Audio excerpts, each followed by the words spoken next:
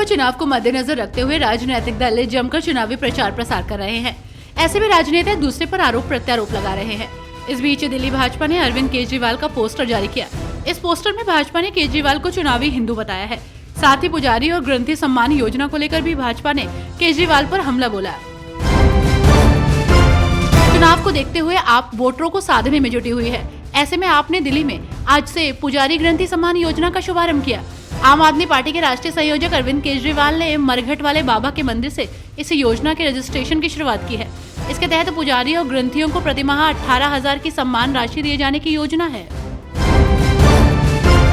अपनी मांगों को लेकर किसान धरने पर बैठे हुए हैं। इस बीच पंजाब सरकार को सुप्रीम कोर्ट से किसान नेता जगजीत सिंह डल्लेवाल को मेडिकल हेल्प प्रदान करने के आदेश का पालन करने के लिए समय मिला है। आपको बता दें कि डल्लेवाल 26 नवंबर से आमरण अनशन पर बैठे हैं। पंजाब सरकार के अनुरोध पर सुप्रीम कोर्ट ने समय दिया और मामले की सुनवाई 2 जनवरी को तय की है। बीजेपी नेता प्रतुल शाहदेव ने कांग्रेस पार्टी पर निशाना साधते हुए कहा कि पूरा देश पूर्व प्रधानमंत्री स्वर्गीय मनमोहन सिंह की मृत्यु पर राष्ट्रीय शोक में डूबा हुआ है और राहुल गांधी देश छोड़कर वियतनाम की यात्रा पर चले गए। इसलिए राहुल गांधी को सीरियस पॉलिटिशियन के रूप में अपने आप को लेना चाहिए, क्योंकि वो प्रतिपक्ष के नेता हैं। जहां भी जाते हैं वहां देश का प्रतिनिधित्व करते हैं। वो ऐसे वक्त में छुट्टियां मनाने गए हैं जब पूरा देश राष्ट्रीय शोक में डूबा हुआ है। यही इस आदमी की सीरियसनेस है। आज साल का आखिरी दिन है और ऐसे में राजनेताओं से लेकर आम लोगों तक की प्रतिक्रिया सामने आ रही है। इस बीच शिरोमणि अकाली दल की सांसद हरसिमरन कौर बादल आज अमृतसर पहुंची। यहां उन्होंने साल 2024 के आखिरी दिन स्वर्ण मंदिर में माथा टेका। इस दौरान कई कार्यकर्ता उनके साथ मौजूद रहे। आरजेडी नेता मनोज झा ने तंज कसते हुए कहा कि कभी कभी मुझे समझ में नहीं आता कि उन्हें इस बात का एहसास है या नहीं कि वे एक संवैधानिक पद पर हैं।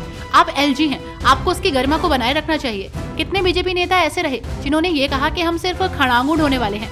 असल तो वो हैं। यदि एलजी साहब को इसका एहसास नहीं है तो ये उस पार्टी का आंतरिक मामला है, लेकिन उनकी हरकतों को देखकर ये जरूर लगता है कि कहीं पे निगाहें कहीं पर निशाना। बीजेपी नेता किरीट सौम्या ने मालेगांव में बांग्लादेशियों और रोहिंग्याओं के सर्टिफिकेट के फर्जीवाड़े को लेकर कहा कि मालेगांव और नगर आयुक्त ने स्वीकार किया कि उनके कुछ अधिकारियों की सहायता से बांग्लादेशियों और रोहिंग्याओं को भारतीय मुसलमान बनाने में मदद की गई है। 1000 लोगों के नकली जन्म प्रमाण पत्र जारी किए गए, जो कि पूरा फर्जीवाड़ा है। उन्होंने इस मामले में सीएम जॉर्ज फर्नांडिस से बात की है। उन्होंने चर्चा करने की बात कही। बीजेपी नेता प्रवीण खंडेवाल ने दिल्ली में अवैध घुसपैठियों को लेकर सवाल उठाते हुए कहा कि कोई भी व्यक्ति अवैध घुसपैठ करके देश में आता है तो उसे देश की नागरिकता और रहने की जगह कैसे दी जा सकती है। वो देश के लिए खतरा है। देश की सुरक्षा को ताक पर रखकर अरविंद केजरीवाल पिछले 10 सालों में जिस तरह से राजनीति कर रहे हैं वो सही नहीं है। इन सब बातों का उन्हें जवाब देना पड़ेगा। दिल्ली विधानसभा चुनाव को लेकर कांग्रेस पार्टी एक्टिव मोड में नजर आ रही है। वहीं इसी बीच दिल्ली कांग्रेस के नेता संदीप दीक्षित ने आम आदमी पार्टी के मुखिया अरविंद केजरीवाल और सीएम आतिशी को लेकर बड़ा बयान दिया। उन्होंने आप प्रमुख और दिल्ली की सीएम आतिशी से पूछा कि आपने तत्कालीन शीला दीक्षित सरकार को बदनाम किया, लेकिन 10 साल तक बिजली मीटर की जाँच क्यों नहीं कराई। साथ ही उन्होंने कहा कि सीएम आतिशी और संजय सिंह के खिलाफ मानहानि का मामला दर्ज कराऊंगा, 10 करोड़ हर्जाना मांगूंगा। बीपीएससी अभ्यर्थी री एग्जाम की मांग को लेकर धरने पर बैठे हुए हैं। वहीं इसी बीच बिहार के उप मुख्यमंत्री सम्राट चौधरी ने इस पूरे मुद्दे पर ऐसा बयान दिया जिसने सरकार को ही हिलाकर रख दिया।